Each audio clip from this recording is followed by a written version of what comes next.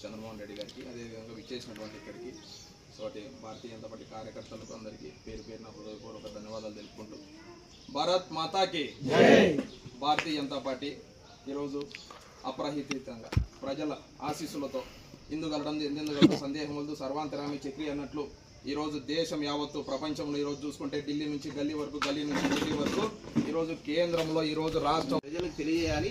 ఇంకా పెద్దలు ఉన్నారు కాబట్టి వారు క్షుణ్ణంగా ఆ విషయాలన్నీ మీకు తెలియజేస్తారు. ఈ యొక్క అవకాశం కల్పించినందుకు కుక్కాయ సముద్రం మండల అధ్యక్షులకు అలాగే మండల కమిటీకి ప్రత్యేకమైనటువంటి ధన్యవాదాలు.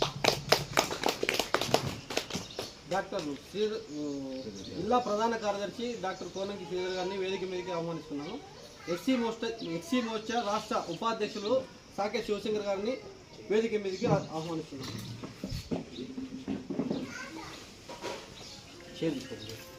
షోరూములు పోయించిన తర్వాత లేకపోతే వెహికల్ సర్వీసింగ్ పోయిన తర్వాత కంపెనీ వాళ్ళు ఫోన్ చేస్తారు, మా సర్వీస్ ఎట్లా ఉంది ర్యాంకింగ్ అనేది మీకు ఎక్కడ వచ్చి అనుభవం ఉంటుంది రేటింగ్. దానికోసం అంటే ప్రజలు సంతృప్తిగా ఉన్నారా, అయిన తర్వాత కేంద్ర ప్రభుత్వం ఈ 11 సంవత్సరాలు ఈ దేశంలో ఉండే ప్రజల కోసం ఏం చేస్తూ ఉంది, అదేవిధంగా గత ప్రభుత్వాలు ఏం చేశాయి. మీరు ఒక అందరూ బీజేపీ కార్యకర్తలైనా నేను ఎందుకు చెప్తున్నా అంటే కనీసం ఈ విషయాల్ని మన స్థాయిలో గ్రామాల్లో తీసుకెళ్ళాలి.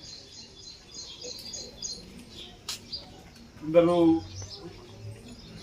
నరేంద్ర మోడీ గారు ప్రధానమంత్రికి క్యాండిడేట్ ప్రకటించగానే విపక్షాలన్నీ నవ్వుకున్నాయి. గుజరాత్ ముఖ్యమంత్రిగా ఉన్న ఇంత దేశానికి ఎట్లయితే అదే కొంతమంది ఇబ్బంది పడ్డారు. ప్రజలందరూ ఆయన్ని ఆశీర్వదించారు. 283 సీట్లతో మొదటిసారిగా ప్రధానమంత్రి చేశారు. ప్రధానమంత్రి చేసిన తర్వాత బహుశా భారతదేశంలో కానీ ప్రపంచ దేశాల్లో కానీ ఏ ప్రధానమంత్రి చేయకుండా ఏం చేశాడైనా, ప్రధానమంత్రి పోస్టు పోయేటప్పుడు ప్రమాణ స్వీకారం పోయేటప్పుడు ఏం చేశాడు,